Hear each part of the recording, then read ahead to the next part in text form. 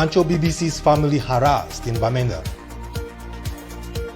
The body of a girl found in a Boya hostel.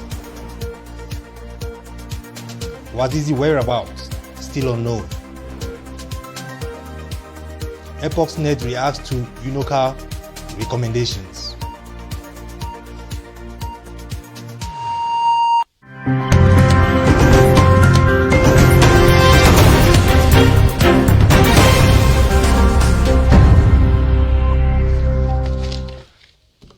Good evening and welcome to another edition of Scbc Primetime News.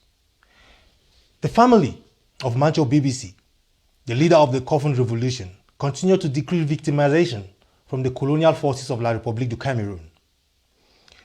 A latest case in point is the ransacking of their family home, torture of family members and kidnapping of at least one person. Our reporter on the ground files in this report. There is no gainsaying that Mancho BBC, journalist cum Coffin Revolution leader, is being persecuted for walking the truth, even at his own detriment. The sudden victimization of his family is a new puzzle many are trying to unravel. Reports say security forces besieged the premises of Mancho's family and ransacked the building, brutally beating the sister Solange B and other relatives found in the compound.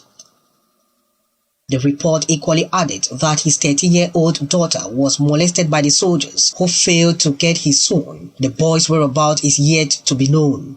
The forces later made away with all telephones they could lay hands on. The incident, which occurred Sunday, May 24, 2020 at the residence of Mancho at Mancho Street in Bamenda, also witnessed the abduction of the sister and son, yet to be seen since after the incident. Mancho BBC was arrested in November 2016 after staging a Coffin Revolution protest that had gone beyond use in and around Bamenda. His charges included trying to use violence to demand a return to the Federation and for not being in possession of his ID card. He was later handed a 15-year jail sentence in 2018. 2 years after the sentence, Mancho's family continued to pay the price of the bravery of their brother.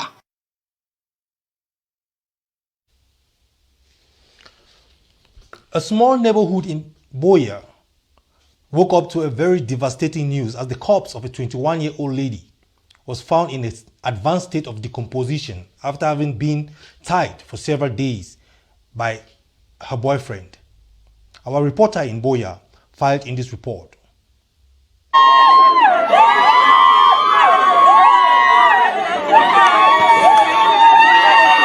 Residents of Moliko, a precinct of Boya, are yet to recover from the shock of the unprecedented demise of a 21-year-old lady, Kengbeza Lizette, reportedly tied up, raped and murdered in a room.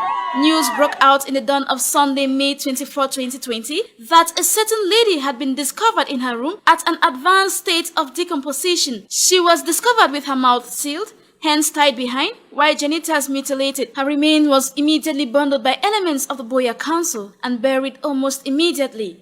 Meanwhile, all tenants of the building were taken to the Moliko police station for questioning. Reports say the said lady, Kengbeza Lizette, a graduate from the Catholic University Institute of Boya, had a misunderstanding with her boyfriend weeks before her demise. She was not seen since after then. Rumors say Lizette called off an amorous relationship with her boyfriend after he discovered she was professing love with another abroad. It would later be alleged that the macabre act was committed by the said boyfriend, whose identity is yet to be ascertained. Information filtering this Monday 25 say the said boyfriend has been arrested. Journalists in the terrorist Republic of Cameroon have always been under attack.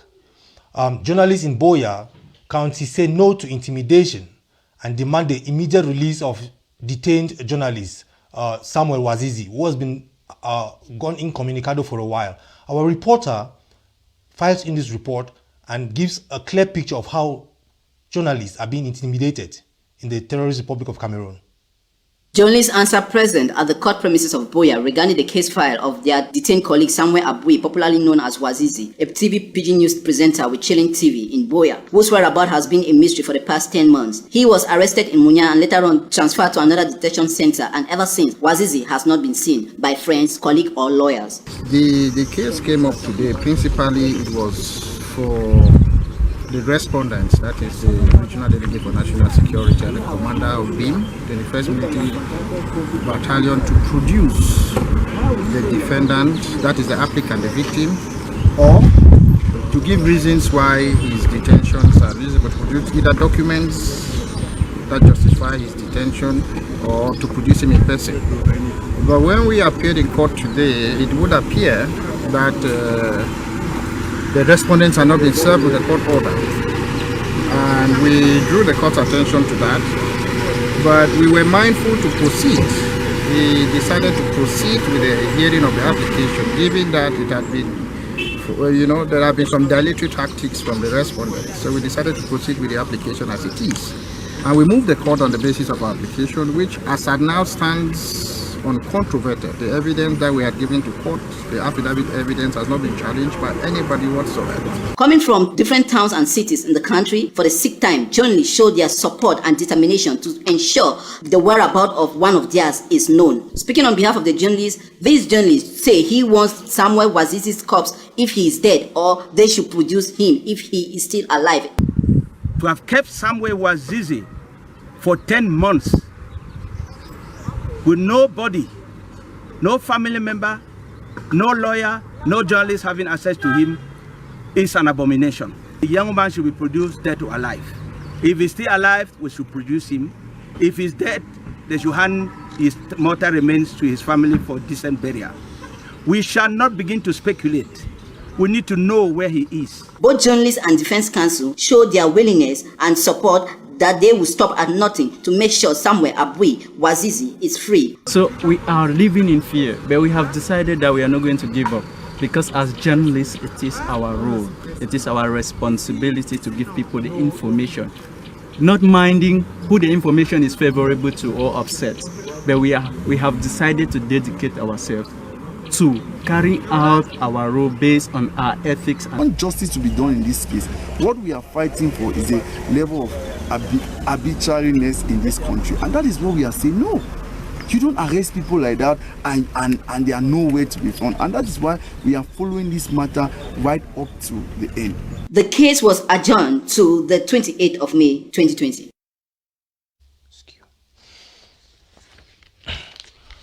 Ambazonians in Cross River State have breathed a sigh of relief amid tax exemption measures instituted by the governor of the Cross River State, Benedict Ayade.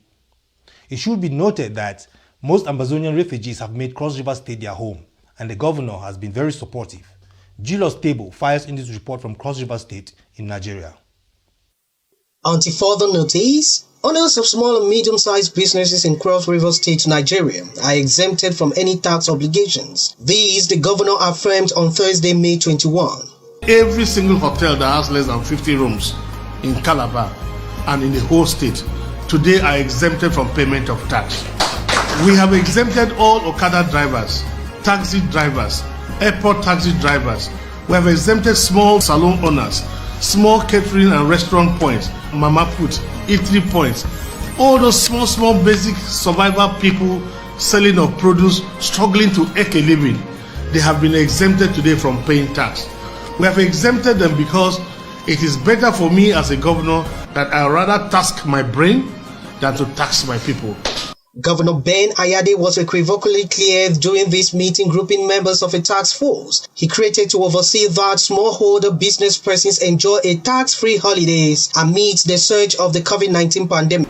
Why will a small person carry banana from his farm to go and sell, and produce people are there taxing him for produce? Why would somebody carry granite to go to market and somebody is putting a checkpoint on the road and collecting money from the granite seller? This is not Ben Ayade. This is not my nature. I am not wired for this insensitivity to a weaker person. I have abolished produce tax. Let farmers earn their money. Let them keep their money. Because you didn't give them fertilizer, you did not irrigate the soil, you did not prepare the soil for them, you did not do the land clearing for them. Why do you want to tax them? Why do you put pressure on that your small brother or sister whose situation is much worse?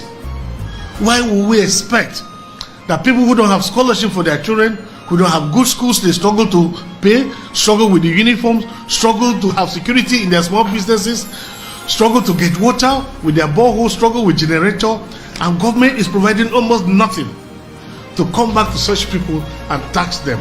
I think this is the greatest injustice. The governor burst into tears as he weeps sentiments on the suffering masses of Cross River State and the bottlenecks preventing him from achieving the goals he set aside for his people when he assumed office 5 years ago. I just think that somewhere God will just help me, because I really wish I could I really wish I could help. It's very painful, truly. I can't put 5 years and I've not been able to do the change I wished. I know of some small people whose businesses are closed. Cross River State is host to over 10,000 Ambazonians who fled the invasion and untold sufferings meted by French Cameroon military over their land. Some of us are suffering. If you see the shelter we live, you will cry for us. We are on pains, brothers. You can see we are real on pains. We don't have anywhere to cook. As now, right now, rain is falling. We have nowhere to cook. We are just perishing ourselves in such places. In fact, we are real on pains, brothers. Problem of food, clothing, and problem of water. We have inadequate care. There's no good hospitals. And even if we are sick, they prescribe you drugs. Even if you are sick of typhoid, they'll give you paracetamol. No good treatment. And even if your children are sick of this small sickness, they have nothing to give you. You run from up and down, no good hospital, nowhere to be found. The toilet is filled. We are suffering of infection. The environment is messed with excreta everywhere because of no good toilets. Even our children, for more than 2 years now, they don't even know how to write, to read, even to identify figures and numbers, they don't even know. Some of our children are behaving like animals. For the past 2 years, 3 years, 4 years, some of us, we are not being in school. Surely, these sweeping palliative measures put in place by the governor will greatly be applauded by mainly the thousands of Ambazonians present who manage petty businesses on daily basis to keep body and souls together. I am Julius Tebo, reporting for Scbc News.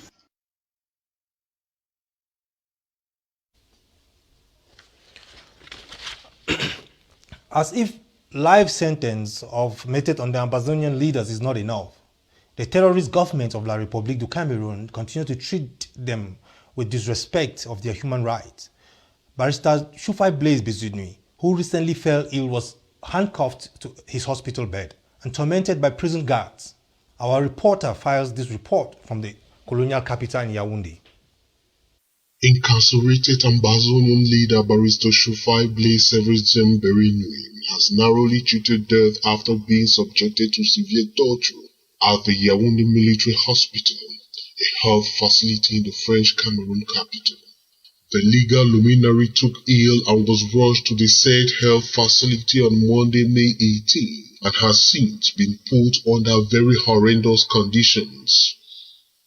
This document produced by the legal team of Barrister Shufai says he went through terrible conditions as he was chained even while receiving treatment.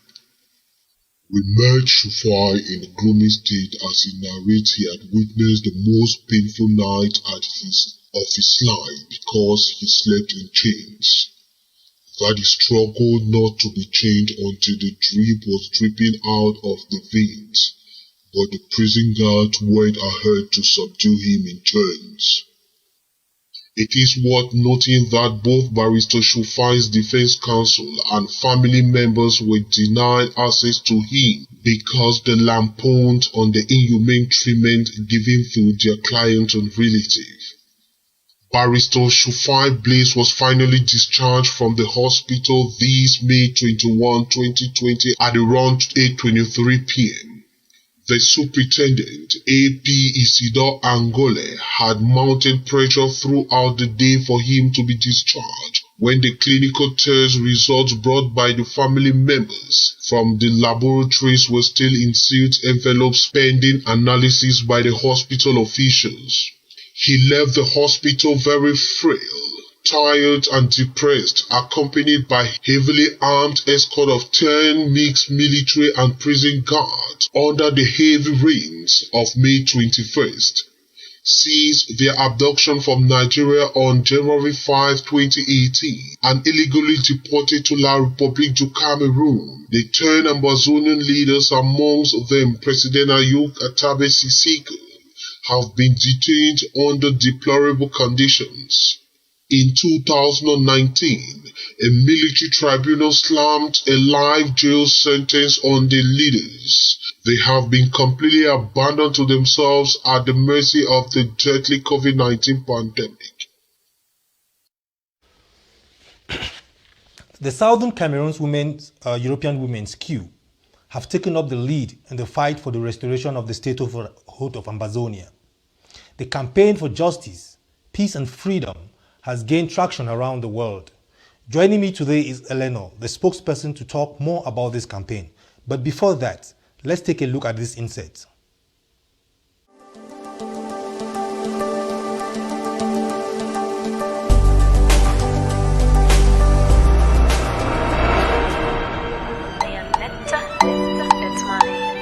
Auntie, I didn't in the house, oh. My phone just a ring, go down empty. Now that's all shooting. People will be running and scattering down the empty. Now that's all shooting. And then I pick up my phone and make a call me back. The number no rings till now. I pick up my phone and make a call the landlord. Number no rings till now. I pick up my phone and make a call the neighbors. The number no ring, cause down the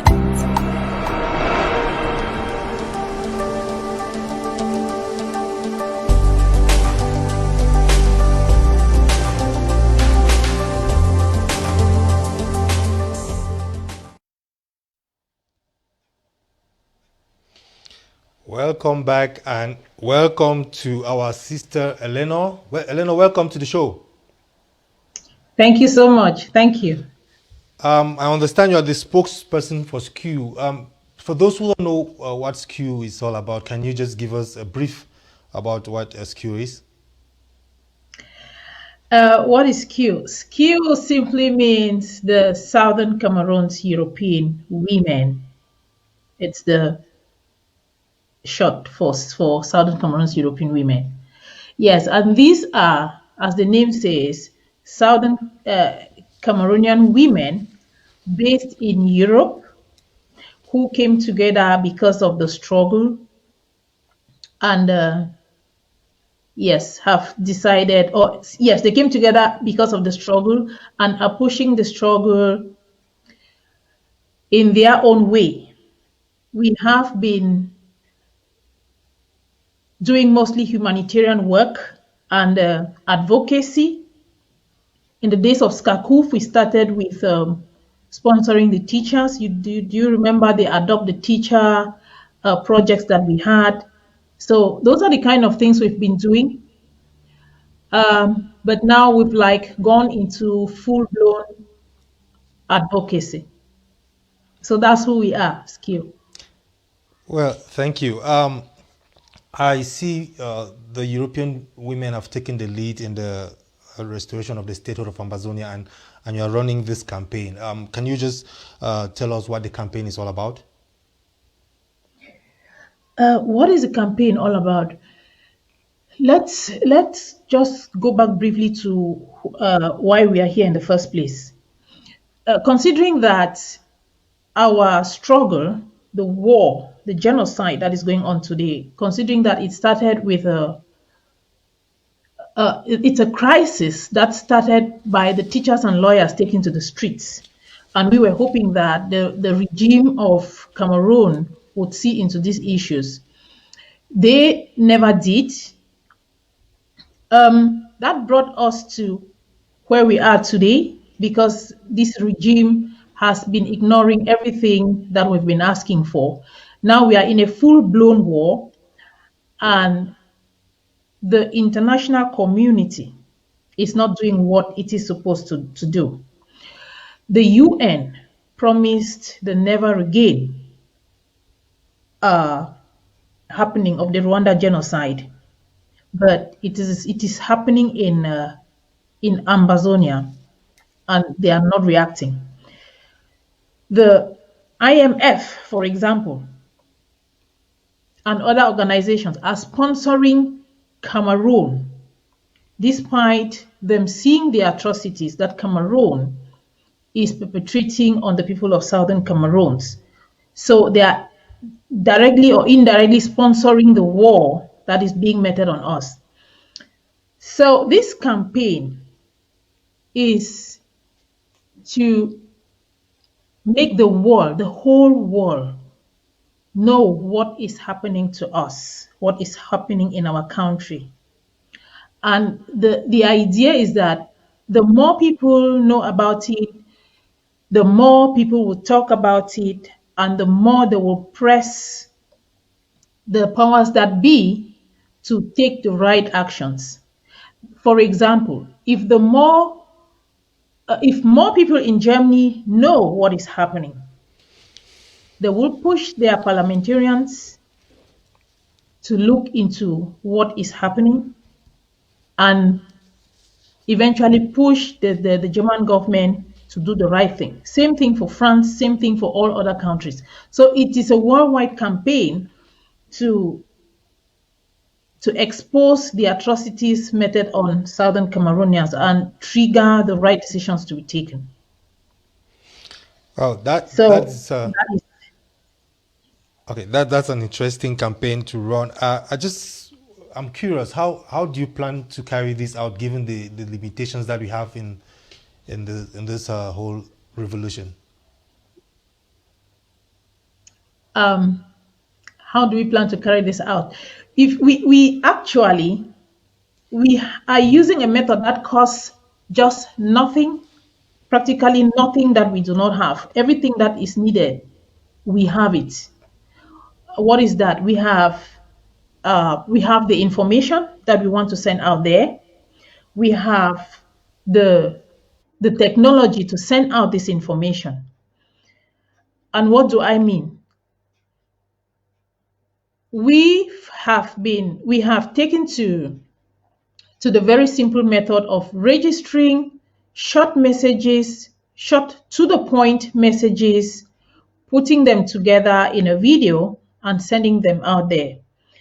It can be even just flyers. It can just be a flyer that has a specific message. In fact, it can be a one-word message like peace, freedom, justice. We put all of those together and send out to as many people as possible. Like right now, I am on Scbc. The pop that was just played, that is what we produce. We don't only play it on Scbc, we play it on other international channels, and this is how you make the people know what is happening. So these short messages, we send them out. We send out flyers. We send out we have the flyers, we have the videos, we have the pictures, and whatever inspires anybody to do. You can also record a short message. Whoever can record a short message can do that, send to us, we produce it, and then we send it out. So that is how we do it. Right, nothing complicated. Going by your name, Southern Cameroonian women in Europe, is it only for women, or who can participate in this campaign? Because the campaign is championed by women, but open to everybody. Okay. It is open even to pets. You can, if you have your dog, this campaign is even open to your dog. You may ask me how. If you print out a flyer, like this, you can get your dog to carry this flyer, you take a picture and send to us, and we are going to produce a video with it and send it out. It makes it very interesting. It makes people want to see it. So everybody, mother, father, children, pets, everybody can participate in the campaign. It's just championed by women. Okay, thank you. So I'll probably want to join that campaign. But I know in your introduction about on the campaign, you talked about some of the targets, the people you're targeting. Can you be specific about the targets in this campaign? Yes, who are we targeting? We know that in this our struggle, we know that there are people or institutions who can stop this war right now. They have not done their assignment so far. So we are using this method to reach out to them, meaning that we reach out to the general population, and through the general population, we expect more people to join this campaign and scream louder. Permit me use the word scream louder, so that the powers that be, like the UN, the Commonwealth, those who are supposed to take those decisions, they should then do that. So our ultimate goal is to get the UN, for example, to call for a fact-finding mission on the ground. We should get our leaders released. We should get La République to sit on the table and talk. And of course, the ultimate goal is for us to go home. So it's a step-by-step thing. When the more we get people to talk about it, the more the powers that are supposed to take those decisions, the more they feel pressurized, and we'll finally have to act. That is our goal, or that is our target and our final goal. Thank you very much, Eleanor. A campaign like this needs to be applauded, and it needs to go far and wide. How do people contact you in case they want to be part of this? Yes, we have our contacts on our SKU Facebook page, Southern Cameroon's Facebook page. It's called SKU Tax. That is our Facebook page. We also have an email address called info@skew-tax. Tax is TAKS.org. info@skew-tax.org. That is our email. We have a WhatsApp number where we receive all our information, all videos, audios, pictures that people have already sent to us to produce these videos with. And that number is +49 157 309 71504. We also have a website. Yes, in any case, these contacts that I've given, the Facebook, the email, and the WhatsApp, you're definitely going to reach us on this. And in case something happens, you still do not reach out to us through what I've just given, please get to Scbc, and Scbc will direct you to us. Well, thank you very much, Eleanor, and I hope to see you again on the news to give us updates about the campaign. Sure, definitely. I'll be happy to come back. Thank you so much. Good night. All right, welcome again.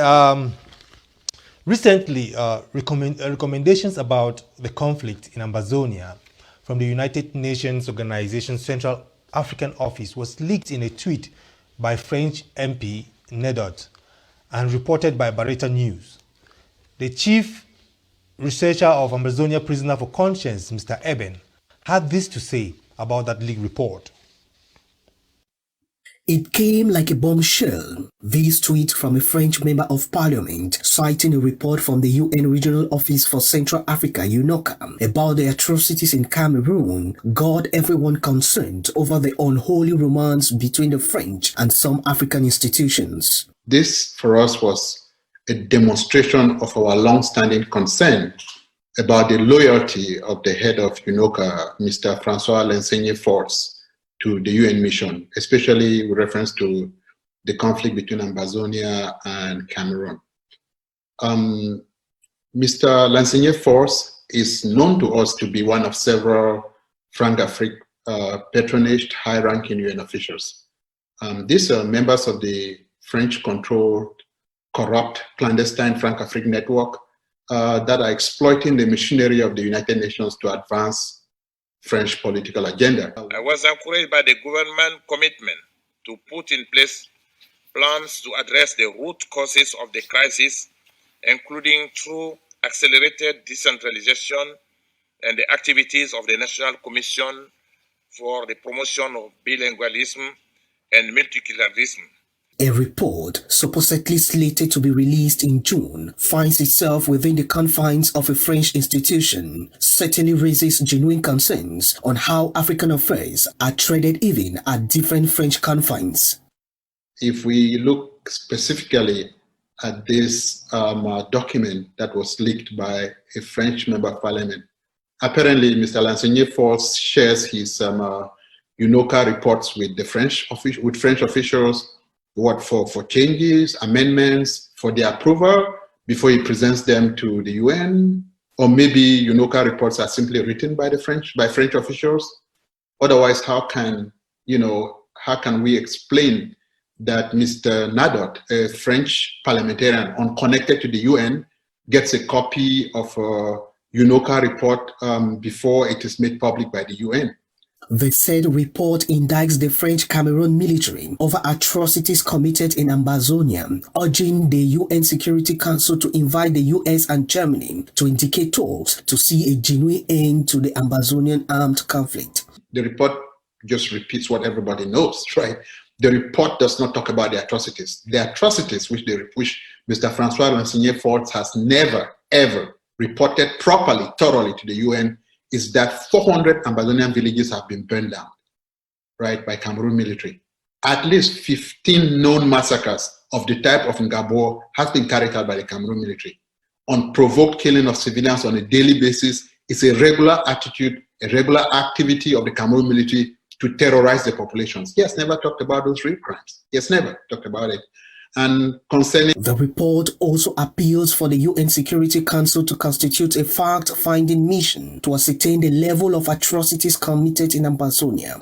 He's focused on trying to bury the massacre in Gabon by advocating that the UN Security Council should accept the cover-up report from the Cameroon regime as a legitimate investigation of the cold-blooded massacre and to close the file on it. But that's not what you would expect of a real UN representative, official. You would expect accountability, transparency, and a proper investigation. I mean, the United States Under Secretary for African Affairs have called for a proper investigation of this particular case and other related cases. This is not the first or the only massacre that the Cameroon government has carried out in Ambazonia. So when we saw the report, we were not completely, we were shocked that Mr. Francois Lansigné Force is ready to go that far.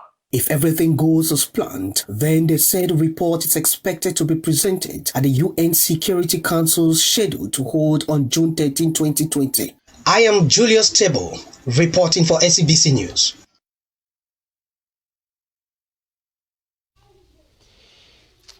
With that, we go straight to our weather report.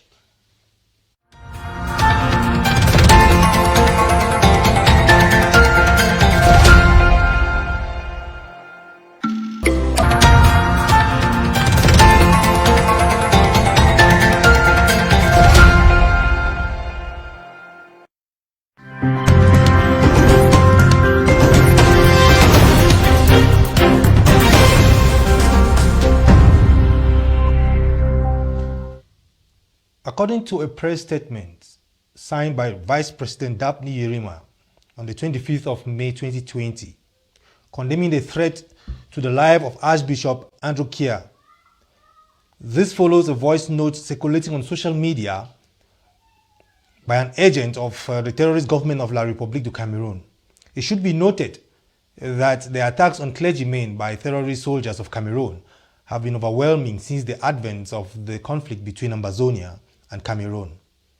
The Vice President ended the press statement by calling on all Ambazonian self-defense forces to remain firm and that their purpose and cause is fundamental and non-negotiable.